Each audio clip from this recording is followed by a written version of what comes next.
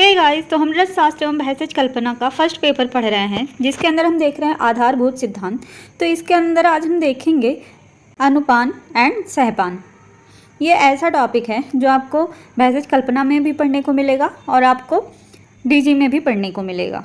तो आप इससे दोनों जगह लिख सकते हैं। तो स्टार्ट करते हैं। तो बात करते हैं अनुपान की। अनु मतलब क्या होता है? पश्चात। पान मतलब क्या होता है? पीना। मतलब कि जो चीज़ हम औषधि या द्रव्य इसके सेवन के बाद उसका हम पान करते हैं, उसको हम पीते हैं, तो उसी को क्या कहते हैं? अनुपान कहते हैं। तो इसकी व्युत्पत्ति की बात करें तो व्युत्पत्ति क्या होता है? अनु प्लस पान, इससे बना है हमारा अनुपान। अनु मतलब क्या होता है? पश्चात, मतलब बाद में। पान मतलब क्या होता है? पान करना, मतलब पीना। तो क्या हो गया? पश्चात पान, मतलब कि बाद में जो पान करें उसे क्या कहते हैं? अनुपान कहते हैं। अब इसकी हम परिभाषा देखेंगे तो क्या है? अनु पश्चात पीयते इत अनुपानम।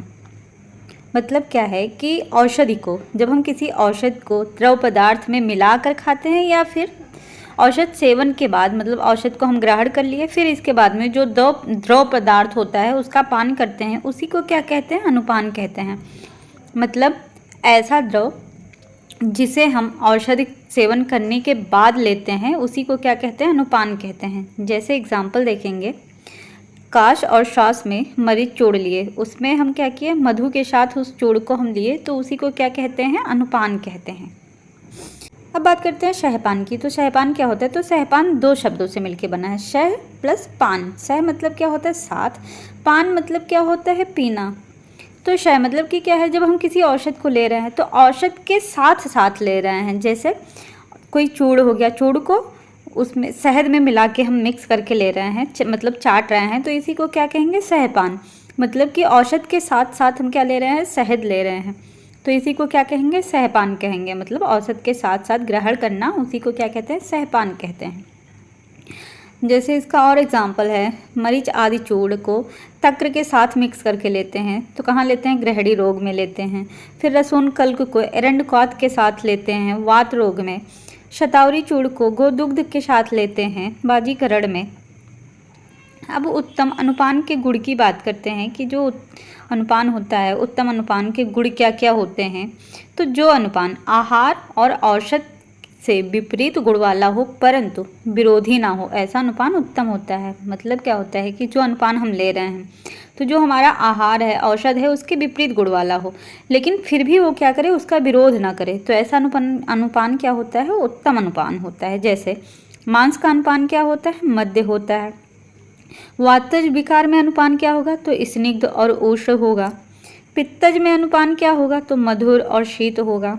कफज विकार में क्या होगा? तो रुक्ष और उष्ण अनुपान होगा। अब हम अनुपान का प्रयोजन की बात करते हैं। अनुपान के प्रयोजन की बात करते हैं कि हम जो अनुपान ले रहे हैं क्यों ले रहे हैं। तो उससे क्या होता है? जब हम औषधि और आहार के साथ हम अनुपान लेते हैं तो वो क्या होती है? औषधि या फिर आहार क्या होता है? हमारे शरीर में जाके शीघ्र ही क्या होता है? विलीन हो जाता है, मतलब हमारे शरीर में डिज़ोल्व हो जाता है। तो जब डिज़ोल्व हो जाएगा, शीघ्र ही डिज़ोल्व होगा, तो उससे क्या होगा? वो क्या करेगा फिर? तो जब वो पूरे शरीर में फैल जाएगा तो उससे क्या होगा? वो अपना औषधीय कर्म करने लगेगा। तो हमें जो जिस इफ़ेक्ट के लिए हम औषध ले रहे हैं वो हमें मिल जाएगा। जैसे इसका उदाहरण देखें तो क्या होता है? हम जल लिए, जल में जब हम एक ड्रॉप ऑयल का डालते हैं तो वो क्या होता है? वो ऑयल जो होता है पूरे पानी में फैल जाता है, चारों ओर वो पानी के फैल जाता है। तो उसी प्रकार क्या होता है? जब हम औषधि के साथ अनुपान लेते हैं तो औषधि भी क्या होती है? पूरे शरीर में फैल जाती है अनुपान के साथ। तो उसकी वजह से क्या होता है? औषधि जो होती है अपना शीघ्र प्रभाव दिखाने लगती है। फिर बात करते हैं कि आयुर्वेद में सर्वश्रेष्ठ अनुपान किसको बताया गया है? तो महेंद्र जल को बताया गया। महेंद्र जल मतलब क्या? आकाशीय जल जो होता है उसको श्रेष्ठ अनुपान बताया गया और सर्वश्रेष्ठ अनुपान बताया गया। और श्रेष्ठ अनुपान किसको बताया गया है? मधु को बताया गया है।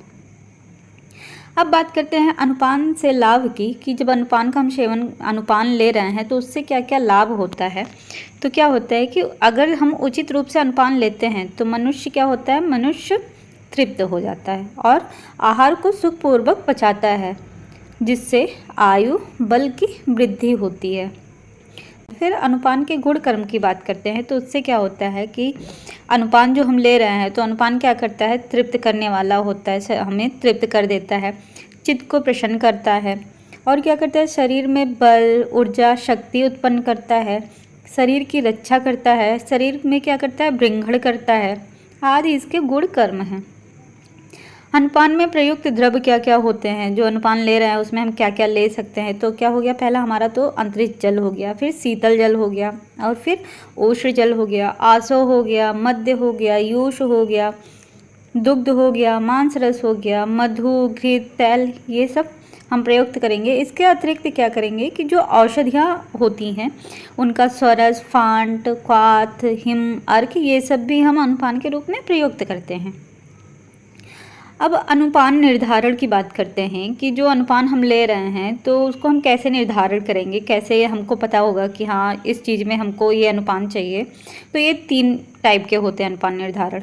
किस पे डिपेंड करते हैं, तो एक तो हो गया औषध के अनुसार अनुपान का निर्धारण, रोग के अनुसार अनुपान का निर्धारण और तीसरा क्या हो गया, रोगी के अनुसार अनुपान का निर्धारण।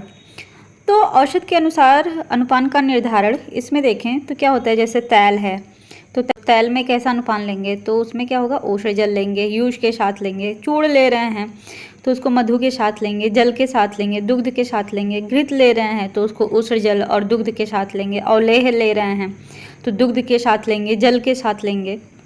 अब बात करते हैं रोग के अनुसार अनुपान निर्धारण की। तो इसमें क्या होता है, जैसे किसी को रक्तपित्त है तो वो कैसा अनुपान लेगा, किसके साथ लेगा, तो दुग्ध हो गया, इच्छुरस के साथ हो गया लेगा।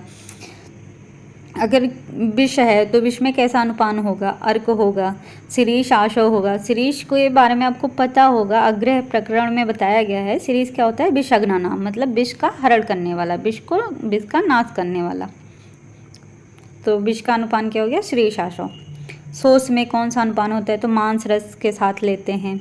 वात विकार में तो शुरा, शोवीर हो गया, तो शोधक हो गया, मैरयक, मेदक, इन सब के साथ हम वात विकृति में लेते हैं। पित्त विकृति अगर है तो द्राक्षा के साथ लेंगे, अमलकी के साथ लेंगे, मधु, यष्टि मधु, इसके साथ हम अनुपान लेंगे।